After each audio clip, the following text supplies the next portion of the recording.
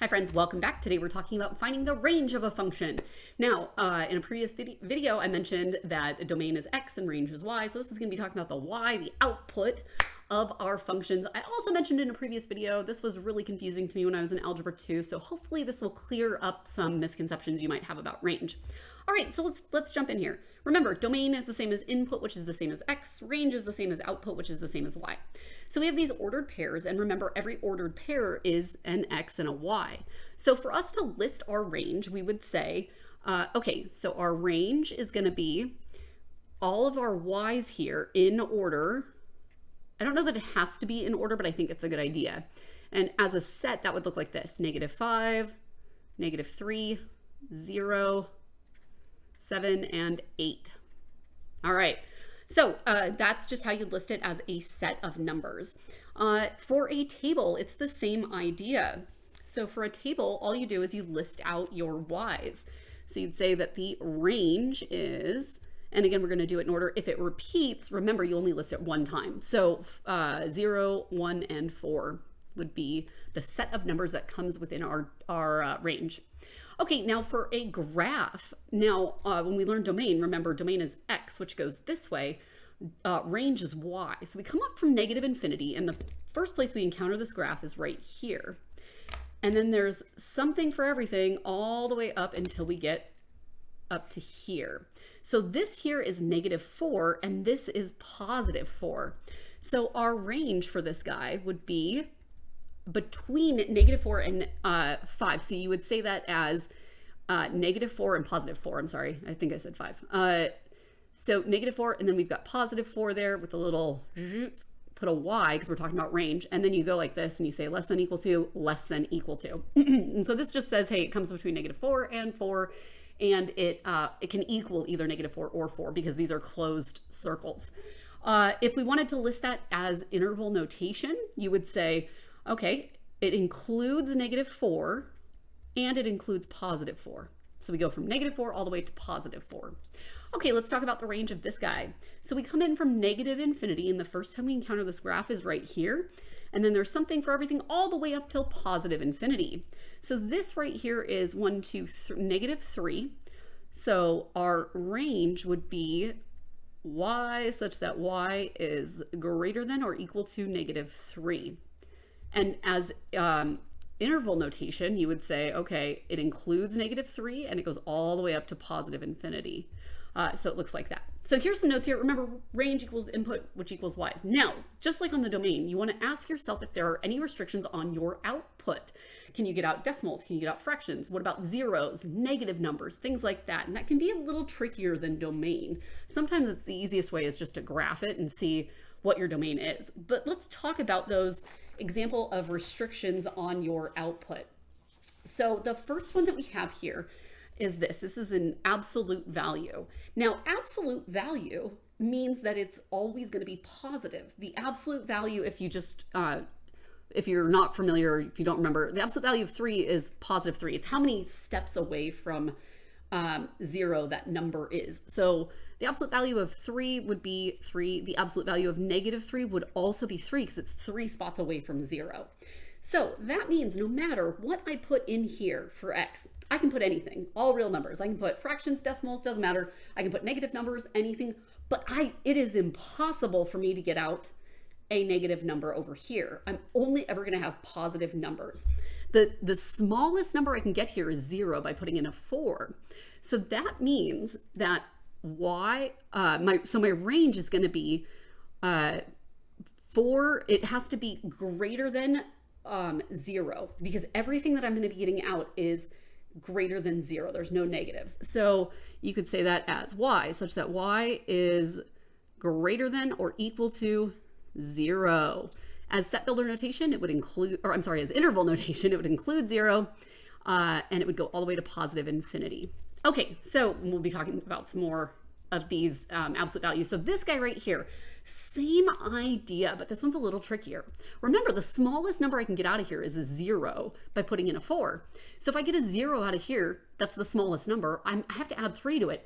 So the smallest number I can get then is 3. I can't get a 2. There's nothing I can put in here. Because if I wanted to get a 2 out of this, I would have to have negative or if I wanted to get a 2 from this, I would have to have a -1 here. And there's no way for me to get a negative out of this. So for this one, our range is y such that y is greater than or equal to 3 instead of 0. It's going to be 3. As set builder notation, or interval notation, I keep mixing those up, that would be 3 included all the way to positive infinity. All right, so let's talk about this one, -2. Now this one's a little tricky because, again, no matter what I put into this one right here for my absolute value, you'll see that I'm always going to get a positive. A negative times a positive is always a negative.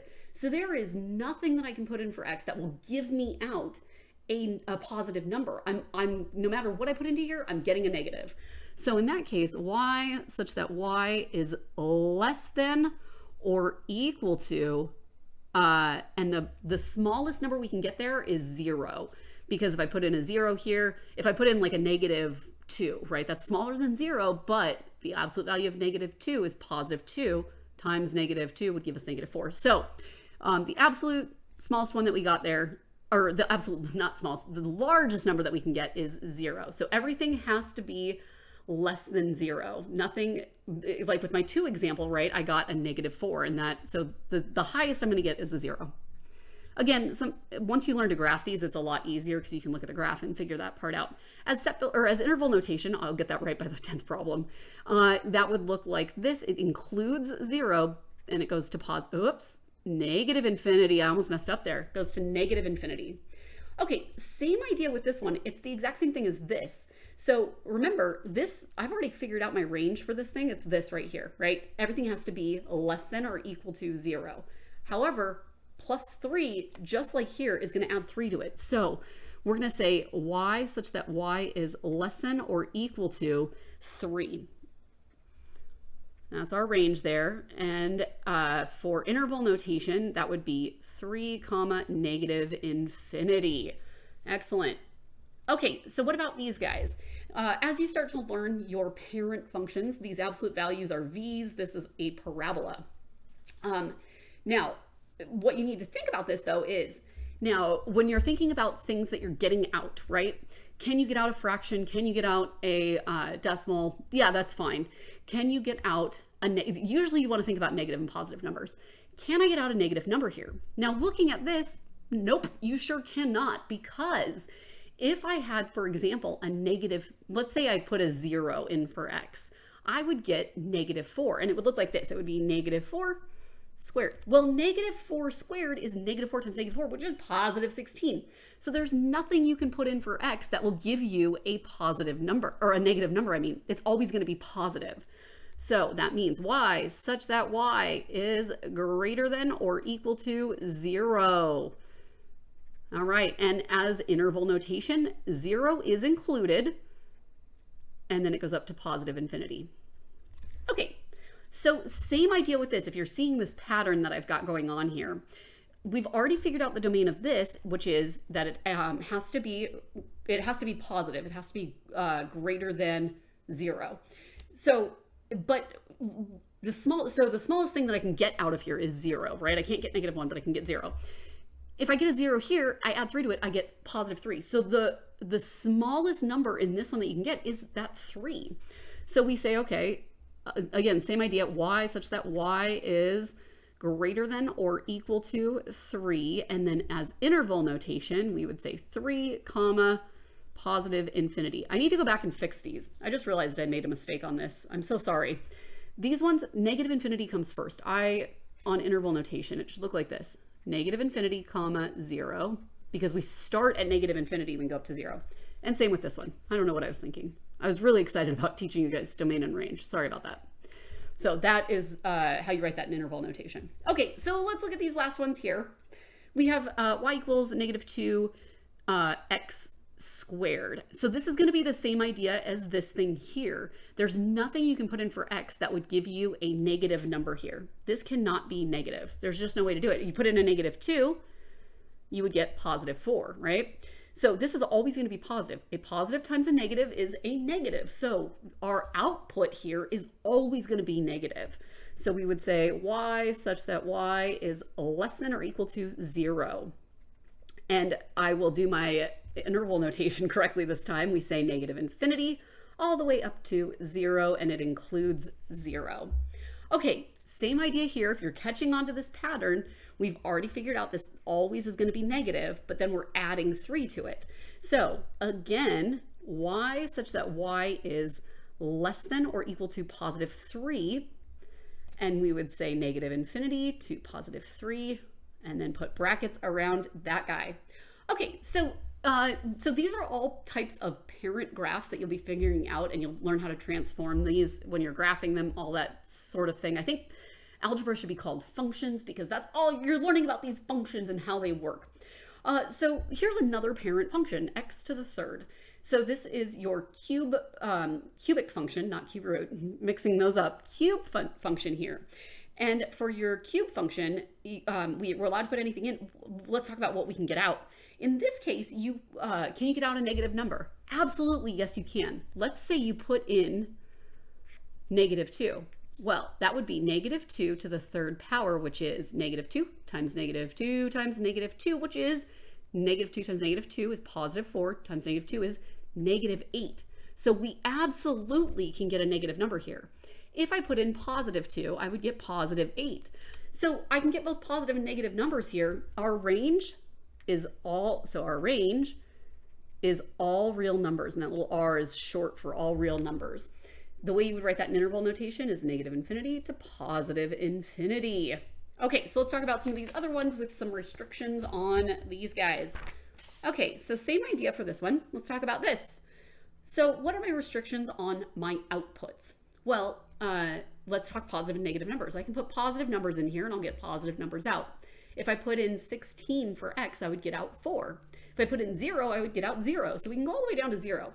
However, if I put in a negative number here, I'm not allowed to do that. So there's nothing I can put into here that will give me a negative number over here. So again, y such that y is greater than or equal to 0. So just like that guy.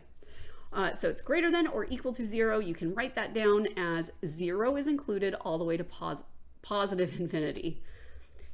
So same idea with this one. Now, this has to be greater than 0 underneath here. There's nothing that I can put in here.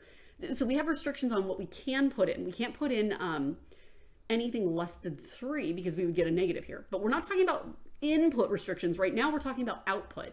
And again, same thing. There's nothing that I can put in here that would give me a negative over here. So our range for this guy is going to be the exact same. We'll say range y such that y is greater than or equal to 0, and we've got 0 comma positive infinity. So hopefully that helped clear up some of these about domain and range, and you're seeing those a little bit better. If you have any questions, let your teacher know. Otherwise, we'll see you next time.